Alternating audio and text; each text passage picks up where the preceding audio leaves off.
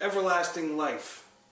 It's always been a topic that's driven me to think about what I would do with this time. But more importantly, I'm wondering where I would get the power from.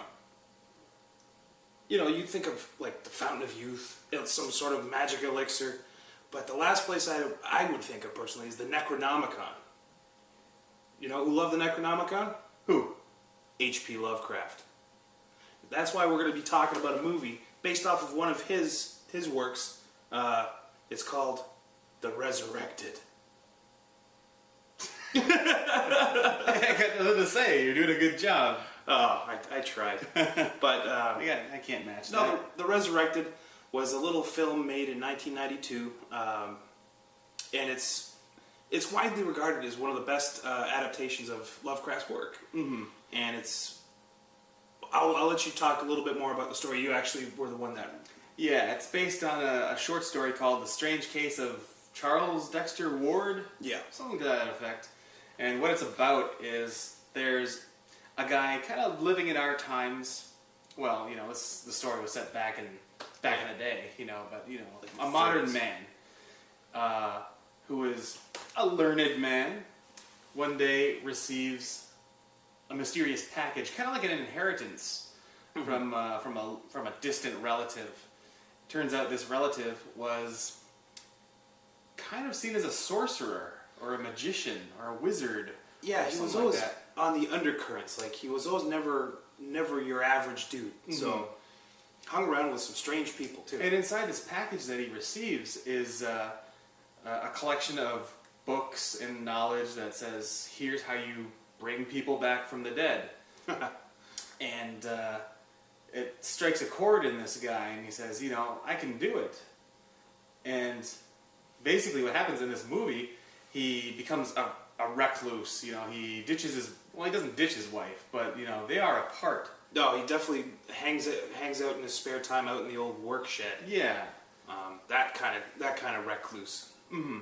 Strange smells, strange sounds, long working hours, and eldritch light coming through the windows in the middle of the night. The whole Lovecraft thing. Yeah. You know, and she gets worried, hires a PI to say, what's going on? I know he's not cheating on me, but I know something's not right because all these weird shipments are coming in, you know. All hours of the night. All hours of the night. It's not like your average, I've got to get a list of cleaning supplies or sterilization techniques.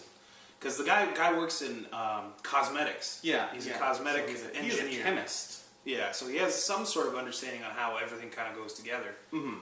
And it works for that element, but, you know, it's still a very weird guy, a very weird situation for him to just drop everything. Like, he's top of his game, and he's great at his job. He's like the executive in terms of the whole company and producing he's products. Well off. Yeah, he's got a mansion. Mm-hmm. And he has, through his inheritance, he comes across this other mansion. Mm-hmm. And that's where he relocates his operation to. Mm-hmm. And that's where the fun starts. Yeah, it is kind of fun. Like, a lot of people, we've said this before in one of our previous videos, Lovecraft can be pretty dry, and it really shed that, this movie. Like, the creature effects, and there are a bunch of these creatures, are just phenomenal, you know. It's to the point where, like, I was sitting there and I was just watching this with Al, and I turned to look to him and I said, man, those bones look really legit. Like, they look like real bones. Yeah, they really went the extra mile with this sort of thing. Mm-hmm. And the creature designs and all the strange abominations are just perfect. That is probably the highlight of the movie for me. Like, you know me, I'm kind of not the Lovecraft type. Mm-hmm.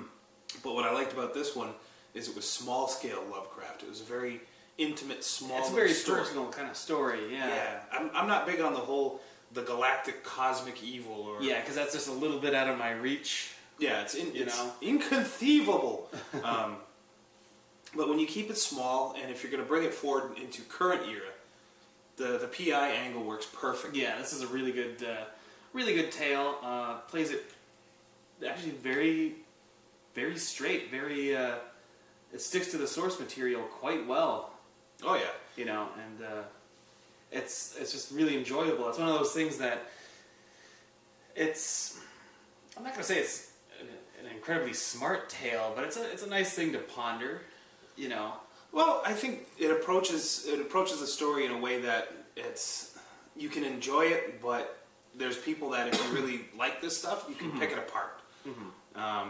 My only downside is like I read kind of the Cliff's Notes of the case of Charles Dexter Ward, and I wish a little bit more of the background had been put into the movie, but you know they fit what they could in 2 hours.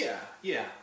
Any more than that, it might have dragged on. But and you know this kind of leads into another film that you and I were kind of keeping an eye on, and that's At the Mountains of Madness, which it's not a thing yet. It's always been talked about. For the past 6-7 years, all I've heard is Guillermo del Toro wants to do At the Mountains of Madness and do H.P. Lovecraft a real service. And that's the thing that I want to say about this movie is that a lot of people say, oh, you can't do Lovecraft because of the limitations of what you're working with in a way. Like when Lovecraft describes a horror, it's always undescribable. Yeah. And this movie does a very good job of showing the horror of what is actually happening.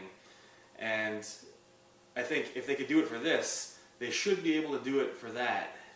Yeah. You know, it's not impossible. It's entirely... You can make a good movie. This is a really good movie. Yeah, I was terribly impressed by it. And I think the joy of it comes is you really get a sense that they cared about this movie. Yeah. The cast... I made the mention that the first couple scenes, the cast seemed a little shaky. But by the end of it, they are engaged in this film, and like, what's his name? John Terry as the private eye does a wonderful job. I didn't like him in his first scene, but by the end, he's a great character. Yeah. And Chris Sarandon, lights out. Perfect kind of crazy nut job. Yeah. There's Prince Humperdinck from The Princess Bride, and yeah, he brought his A game. There's not an unlikable character in this whole cast. Yeah. It's geez, a lot of people say this is the perfect Lovecraft movie, and this is certainly one of the best horror movies I've seen. It's just has this classic feeling to it. It hits perfectly on everything it wants to do, and for a very modest budget. It was reported it was just over $4 million. The reason it didn't get more is the company was on hard times. The production company actually folded after this movie. Yeah, it's a movie that you don't see out for play that much. At least not around here. Not on the cable packages we get. No, you might see it a couple times a year. It might pop up, but it's kind of rare. Yeah, unless you have one of those dedicated horror kind of cable channels, you're probably not going to hear about this one. Probably not. Well, you probably know about it, but like I haven't seen it since now, basically.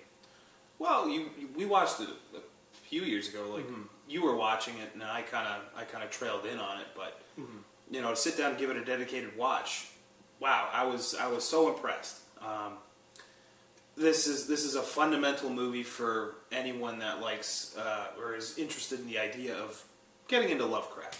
This is a perfect starting place. It's a small story, very easy to understand. They bring it forward into the modern era very smoothly. So there's no hiccups. You don't feel like you're getting talked down to, or they're using language that you don't understand. It's the layman's version. But that's my take. It's a must see. Yeah, and it's actually pretty close to a must own too. Yeah, if you can find it. It's very hard to get a copy of it, though. Perfect Halloween movie. If you're going to do an entire day or an evening of scary films, this could fit the bill. Oh yeah, because it's not stupid like. Well, here I'm going to dig a grave right here, but like the Texas Chainsaw Massacre. Yeah. Either the original or the remake. Not a great story. No, and this is much more gentlemanly. Where Yeah, you know what I mean. This is where you sit there and you can sip a glass of wine. Yeah. And enjoy this film. No, it's a classy picture. It really is. I mean, they don't go for comedy moments. There's nothing useless in this movie. They keep the tension at a good level the whole way through, and they treat it honestly. So, this is the exception to my rule that I don't much care for Lovecraft. I love this movie. You've liked every one that we've seen. Yeah, but that's because you choose the good ones. I've watched a whole lot of other stuff to deal with him. What have you been watching anyway? Well, maybe we should get to that sometime. Yeah, I think we're going to have to address this. But we'll save that for a later video. Suffice to say, I agree with Alex, a must watch, must own. And if you halfway respect yourself as a horror film fan, yeah, you should have already seen it. But we're going to look forward to watching some more films, Al? That's right. So, strap yourselves in and get ready to feel the G's, because the Sentinels are back. See ya. What is love?